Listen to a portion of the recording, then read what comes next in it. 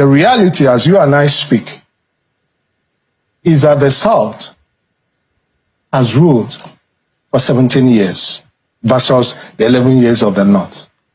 I mean, that is the reality that we're talking about. And that is the reason why I said, Governor Kume, well, fortunately, he's a Northerner. And if he had elected to sell his birthright, for a mess of porridge, that is up to him. But I don't think that other Northerners will, toe the line. Maybe I probably will blame it on, too many cups of brukut. So I don't think you were this fervent, or the ACF was this fervent when it was said to be the turn of the North. And I believe this concept of turn by turn was done in such a way as to ensure that everyone in Nigeria is well represented.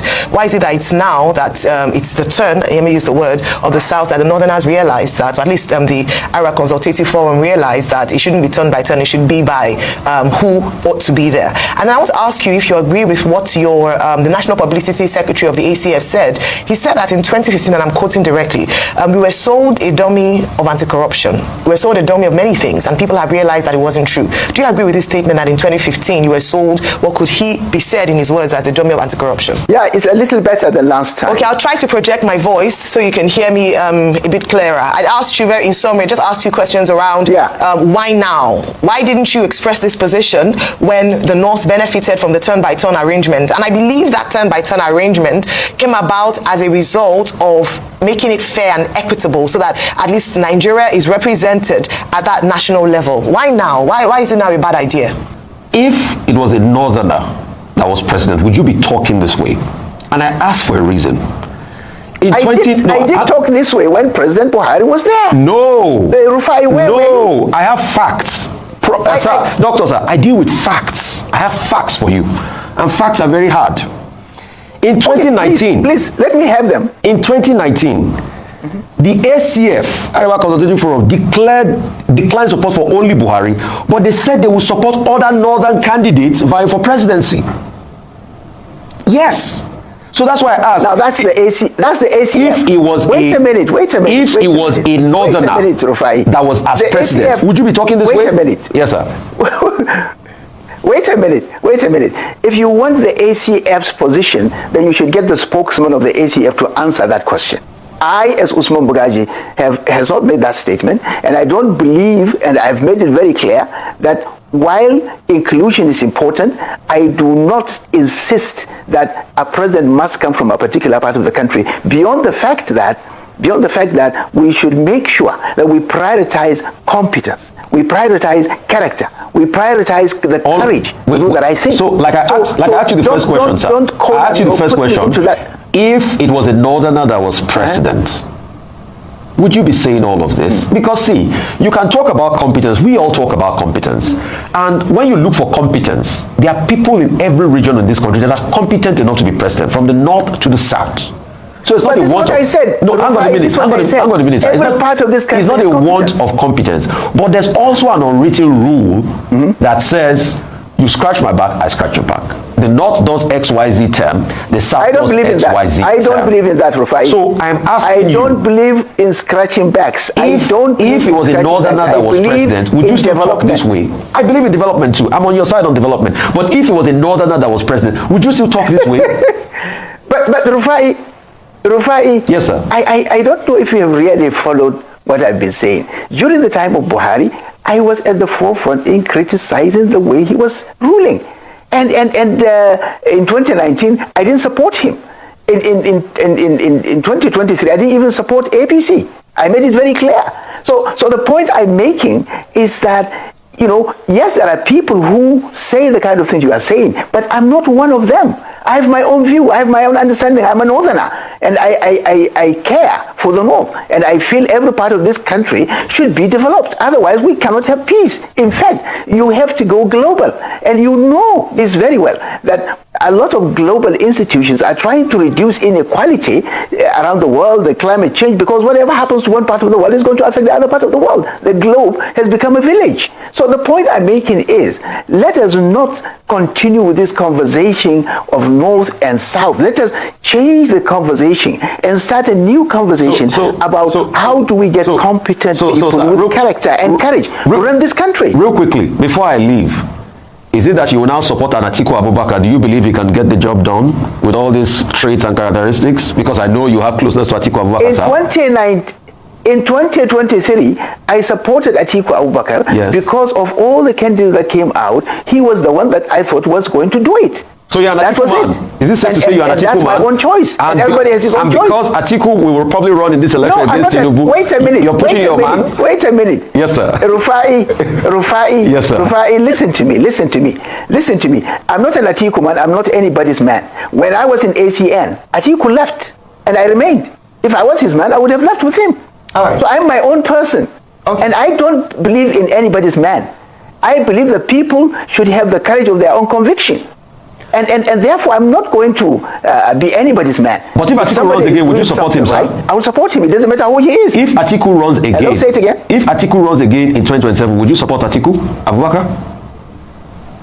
No. In fact, what I have been saying, if you have been listening, is that this idea of supporting one candidate with whatever combination of balancing of the ticket to go into the villa, to lock the gates, and then the wife will become the Queen Elizabeth I, and the children will become some prince and princess of Saudi Malak and start behaving the way. This is outdated. We must not allow this country to fall into the hands of this kind of people. I would rather, and I'm not talking about Atiku here, I'm talking about all of them. I would rather we do a collegiate leadership where we get the best and the brightest, and there are a lot of them in this country, to come forward and salvage their country. That's my view. Thank you very much. And I've expressed this view openly in so many places. All right, thank you. I'm not going to support someone because he has been an old politician who has been around for some time and then a combination of... I am not. I've made this point very clear. All right. Saying now that this idea of one good turn deserves another. The South will do 8 years, the North will do 8 years, is already off the table, because that was the general refrain that the South will be allowed to finish their term. So does the North want to vie for presidency in 2027 and break the rhythm? Is there anything we ought to know as regards that, sir?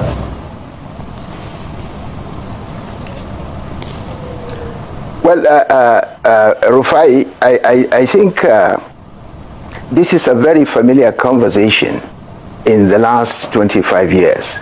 But I think so much has changed that kind of conversation is actually outdated.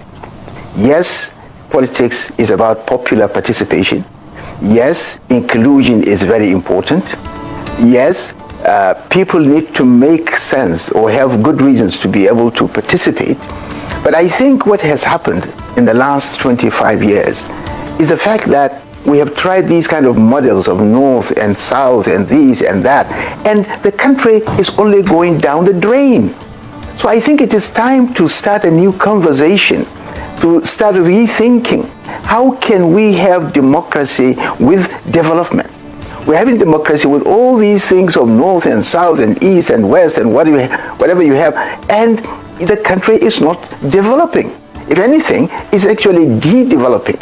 It is going down the drain. All the indices of development are, taking a nosedive. So I would rather say, while yes, it's important that we recognize and every part of this country and become inclusive, but I think we would be losing out on the challenges that are facing us if we continue with all the problems we have to start talking about North and South. I would rather be part of a new conversation that's, start thinking about what team do we require that can fix this country that is about to break down, that is about to be run aground by reckless and irresponsible politicians who have held power in the last 25 years. And they are not ashamed of the fact that they have not performed well.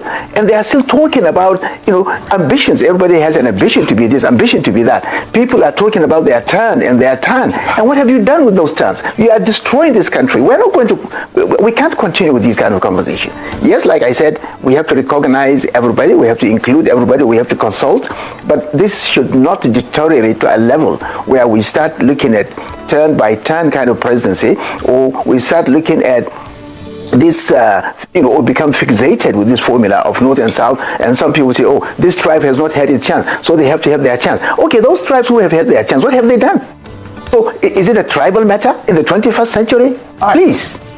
All right, thank you so much, Dr. Maguji. But my immediate question to you is, why now? Welcome back to Local Journal, my people. As much as we clamor for the division of this country so that everybody go get in own region, we still need to talk about equity for inside this country. I see say so many people don't talk about this 2027 election, and the North they come out, they talk say them myself get the right to contest and them myself get the right to present their own candidate. Say this agreement for rotational presidency, say they no write term anywhere for inside the constitution, say a verbal agreement it be. And as it be say the government of President Bola Ahmed Tinubu, he no get bearing at all, and Nigerians they suffer. Them talk say them will be knowing they get reputable candidates. Maybe say they feel present, they go feel rescue Nigeria out of this mess. And then they talk say make we not put this issue of rotational presidency for inside mouth. Say that the better person will go lead the nation forward. That be the main thing. Say it no matter where the person come from. But the question why they ask in all of this be say now only the North and the Southwest now they produce president for inside this country. What didn't happen to the Southeastern people?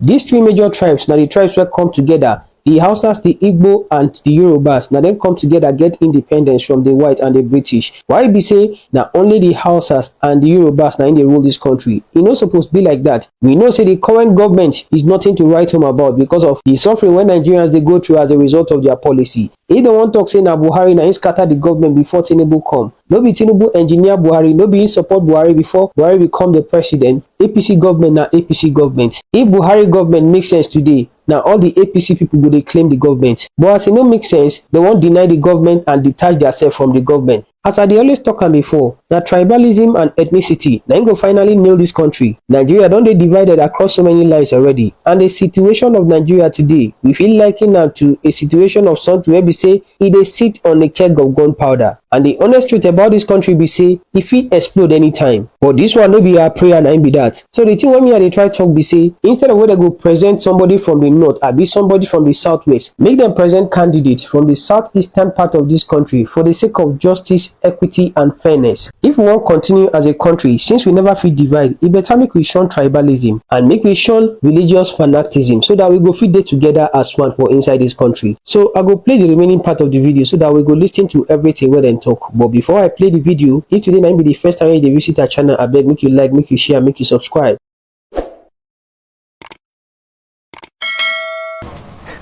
Okay.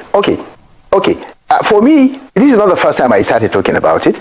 I talked about it from 2019 through to 2023. Before then, even from 2015, I have consistently said Buhari's presidency was a disaster. And there are so many other ways that, things that he did by, putting too many northerners in the security sector for no benefit at all from the north. And I thought Buhari's experience is itself sufficient evidence that this idea of putting somebody from one part of the country to become president doesn't really work. It doesn't make sense. Because what do you want him to do? To favor his own part of the country and to abandon others? This is very naive, to say the least.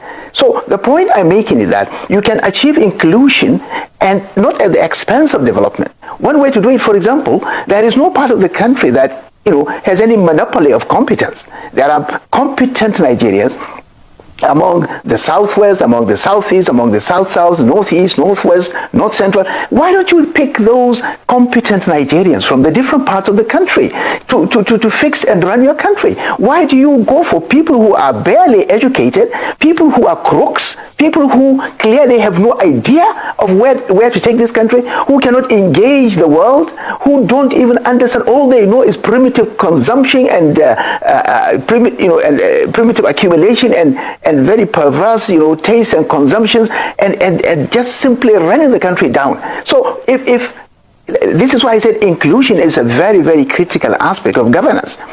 And you can achieve that and still achieve development by bringing more competent people. There are technocrats who can fix the energy sector, who can fix, the transportation sector, who can improve all the infrastructure. The few that have come into government have been elbowed out. Some of them have been chased out of government because corruption will not accept the kind of thing that they want to do. And I feel very sad. I mean, we and quite a number of Nigerians, and by the way, across the board, not just the north, the east, the west, we stood up to the military during the time of Abacha. We fought for democracy. But this is not the kind of democracy we want to see. We want a democracy that takes cognizance, of competence and recognizes knowledge in the 21st century as the greatest capital and try to mobilize. And Nigeria has a lot of these talents, has a lot of competent people. Why don't we bring them into governance? Why don't they lead the process? Why do we need some politicians who don't understand the world in the 21st century, who have no record of doing anything, competent anywhere, and all their life is life of sleaze and corruption, and because they've accumulated money through those corrupt practices, then they buy everybody off, and now we have a National Assembly that is just, literally for sale. Only money. I mean, they cannot stand up to the president on anything. And so this is the point.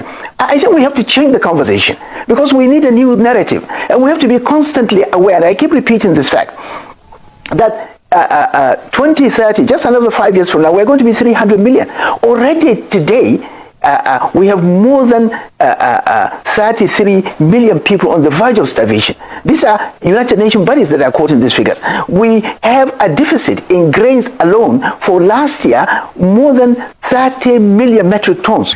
Why must we reward a student who, did not pass his examination? Why must we reward him with promotion, with promotion? And it appeared that Akume's, job in that particular interview, was very clear.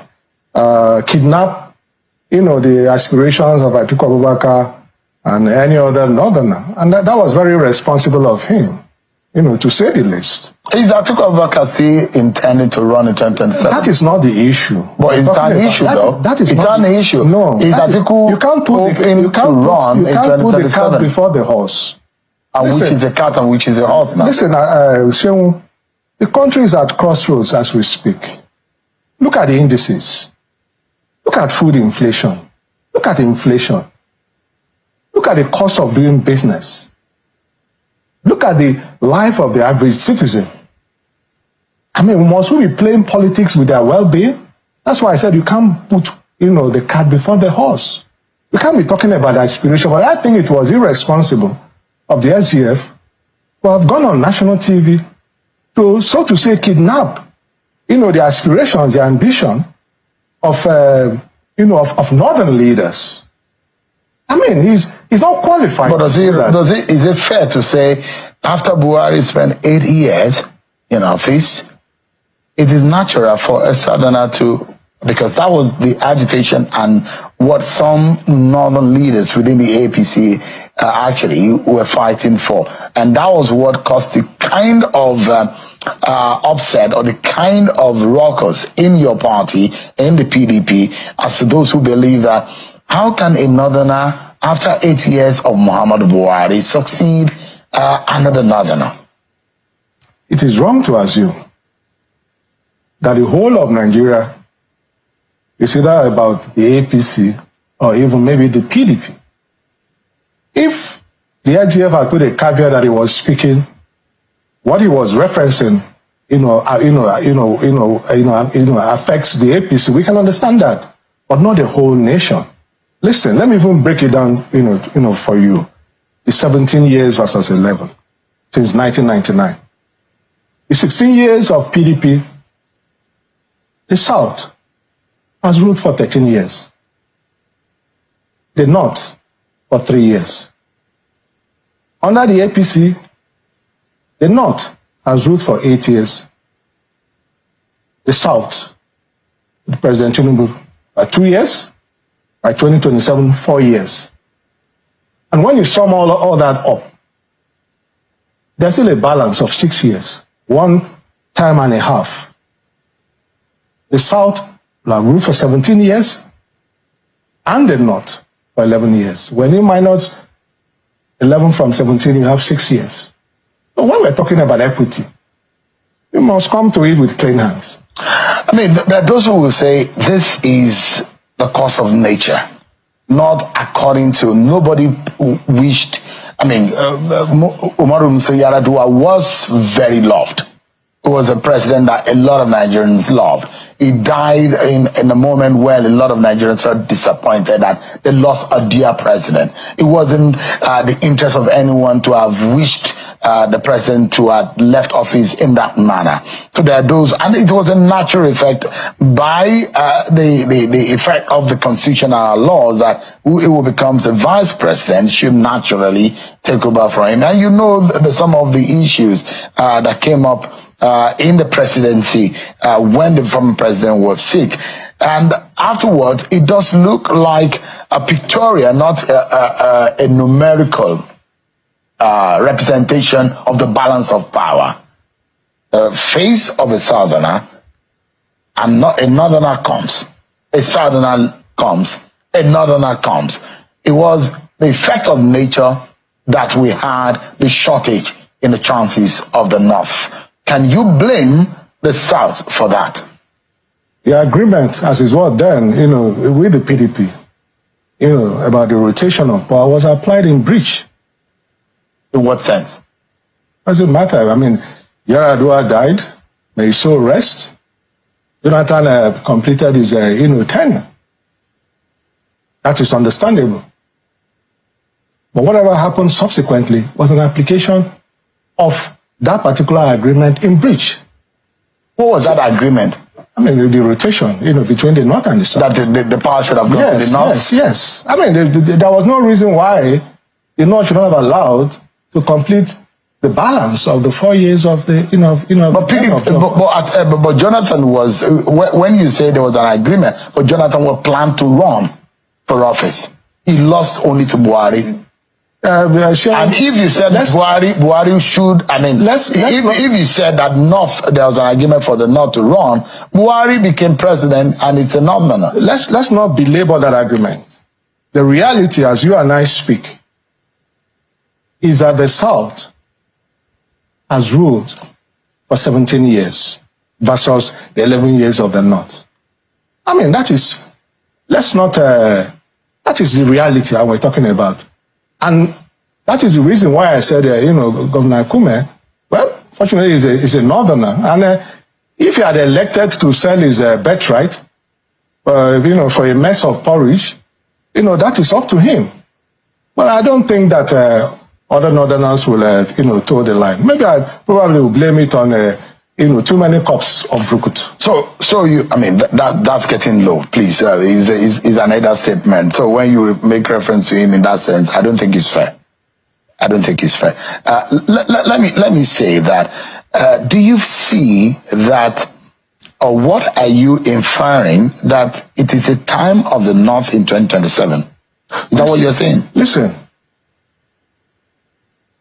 You see, why the desperation of the Tinubu administration to be talking about 2027? Why are they so desperate? And every calculation is focused on 2027. So the question is, when will they have time for governance? The nitty-gritty of my governance. question is that, are you saying that the North should be the one to have the chance in 2027? Why should they not? Why should they not? You're saying it's a turn of the North in 2027. I'm not talking about turn. I'm not talking about turn. Because the balance of power even if it is turn by turn, let's assume, for the purposes of argument, that it is turn by turn. What we are getting now, is that the best that we Southerners have to offer? You're making reference to President Bola Tinubu. That's right. I'm making reference to him. That's the person Nigerians voted for. Voted? You don't think that? So Nigerians also can unvote him, can they? If they so wish, isn't it? That's right. So why is Akume, trying to kidnap the aspirations of other people. So you've not answered my question, Mr. Ibe. Are you inferring that is the turn of the North in 2027? What I'm saying is that the North, and if President Tinubu so desires, have a right, constitutional right, to present themselves, for an election. It is up to Nigerians to decide. The North precluding Atiku or including Atiku? Why will you preclude a citizen? Why? On what basis? And you've not answered the question whether or not your principal could be on the ballot. Why wouldn't he? Does he still have the intention? It's not about him having the intention. What I'm telling you is that it is wrong. It is wrong for SGF Akume to have kidnapped the ambition of other people. He's thinking, because they are northerners. He made an inference that age may not be on the side of your principal at that time. What time is he talking about? He's making reference to 2027, 2031. 2027? He says by 2031 that your principal... Atiku Abubakar is very healthy. Atiku Abubakar is very fit. Atiku Abubakar is very sound in mind. Atiku Abubakar is a person of ideas. I work with him on a daily basis. I know his competence. In his 80s right now? It's not in his 80s. 2027, he will be approaching his 80s. Are we not running? He's approaching his 80s right now. We're not running up. No, I'm talking about 2027. Donald Trump, who just won election with a landslide, mandate, is 78. It's not about age. Let's not. We've had young people given opportunities in this country. We've seen what they've made of it. So Atiku is better than Tinubu. That's what you're saying. Because you were questioning the choice of Nigerians, whether Tinubu is the best for Nigerians. Even Nigerians are beginning to express, doubt, about seeming choice that they may have made. In what sense? The outcome of the election. Let's not get into that, Shane. But your principal contested it and he failed. Where did he contest? Up to the Supreme Court. The same Supreme Court that is in the eyes of the storm. Reference Dele Farotimi's book. And the strategy has been now for this administration to suppress public opinion, to hound journalists. As I speak to you, my colleague in the office, they've used the instrumentality of the state, working in cahoot with Wando, owned by the nephew of the president, and they have dragged him to court for doing an analysis, the facts of which are in the public domain. So this is what they are doing. Opposition, kill the opposition parties. The journalists hound them, throw them into jail, using the cyber, security, cyber bullying or whatever it is that they call it. Because they know clearly that they have nothing to offer. Nigerians are worse off than they were 2 years ago. If you're speaking in this manner, it does mean that when the meeting between Peter Obi and Atiku Abubakar held in Adamawa, there are those followers of Peter Obi who said, God forbid, the same word that he used about Tinubu and what Judge Akume said, that Peter Obi cannot be a running mate to Atiku Abubakar, because I followed some of the thread of what Peter Obi supporters are saying, that at the time that there will be another election, that Peter Obi will be sounder in mind and Atiku Abubakar will be older. And why will a Peter Obi be a running mate to an Atiku Abubakar? Is that what the meeting was about? Is there consideration that Peter Obi and Atiku might have an alliance or work together ahead of 2027? I think we are going ahead of us. We're overanalyzing things. What happened was that Obi was in Yola, on the invitation of the university. It was his 20th anniversary and the 16th, Founders Day. And he was invited as a keynote speaker. On arrival, Atiku invited him, for breakfast. And, they had breakfast. And then he went for the program, in the university that he came for, and then topped it up with going to teach at the Feed and Read program, an internationally acclaimed, program of, the American University. And that was a mere breakfast that was served. And I wonder what would happen when a buffet, I'm not talking about the English buffet, I'm talking about the Chinese buffet is served. What, people will be saying. The truth of the matter is that Atiku Abubakar had promoted opposition parties to work together, to come together, and that is possibly the only way that they can kick out this incompetent and clueless government. Mm. And I believe that discussions, have been going on and all of that. There is even a fear that the alliance of Peter Obi and Atiku Abubakar might cause a damage to a chance of the APC for re-election in 2027. And is Atiku considering that? Because there are those who feel that one of the biggest errors that Atiku made for him to have lost that election was allowing Peter Obi to leave his side. Does Atiku Abubakar think in that line that maybe he could have reconsidered his choice of holding Peter Obi to his side? Let me start with, what you said about the APC and all of that. That is no reason, a justification why they have to conscript the political space. They must allow people, it's about choice and freedom of expression and freedom of association.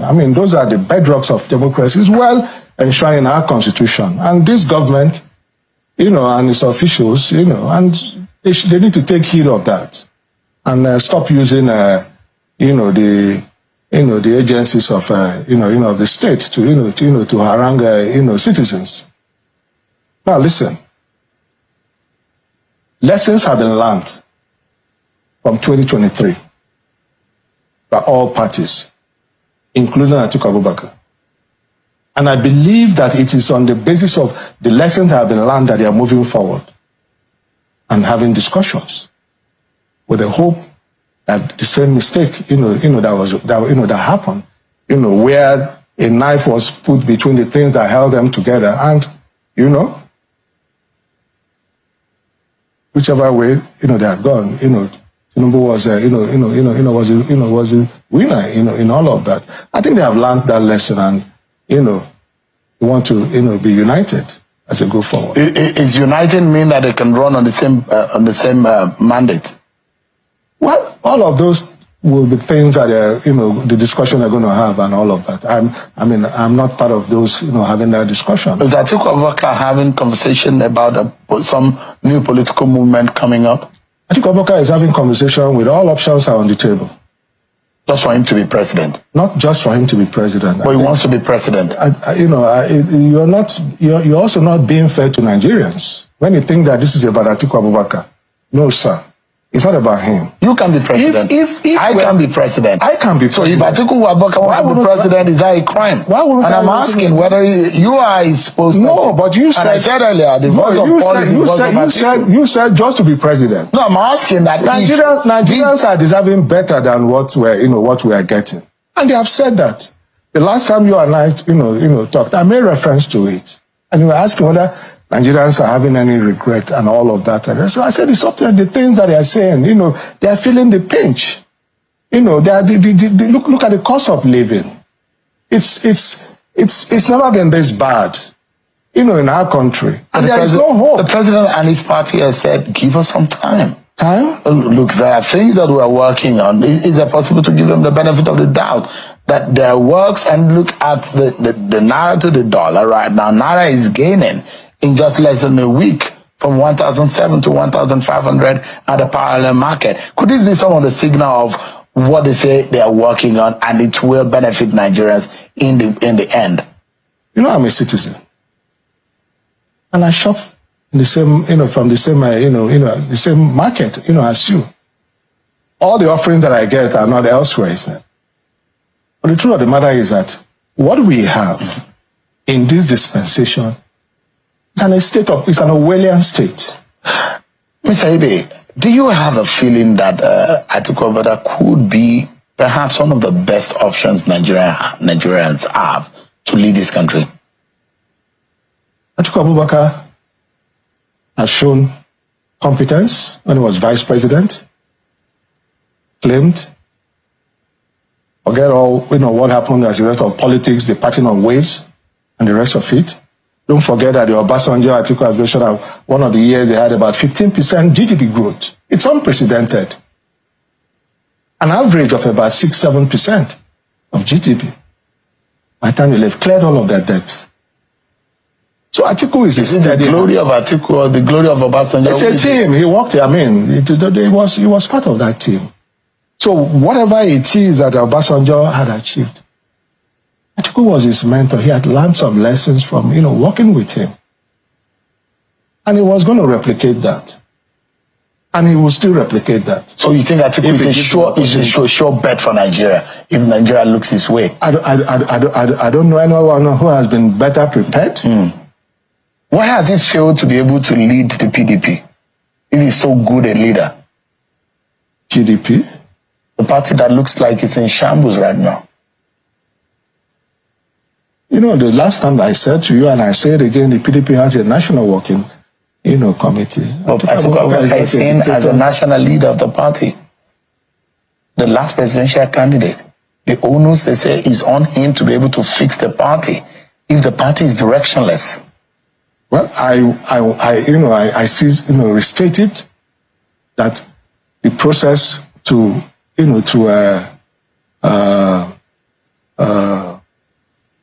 bring back, the party from the precipice is still ongoing. If Atiku looks like a good candidate to lead this country, how can Nigerians trust him when he has not been able to lead the PDP, the party, his own little constituency? We know what has been going on in the PDP, so let's not try and use PDP as a benchmark. Nigeria is we know what happened. Nigeria is more dynamic. Nigeria is more complex than the PDP's problems. You and I know, and Nigerians know, that the PDP has become a playground for the APC. In that quest to destroy the opposition parties, not just the PDP, even Labour. And using the FCT, minister. So you blame the FCT minister for the problem of the He is a man Friday. He has a mandate. And the mandate is to kill, the PDP.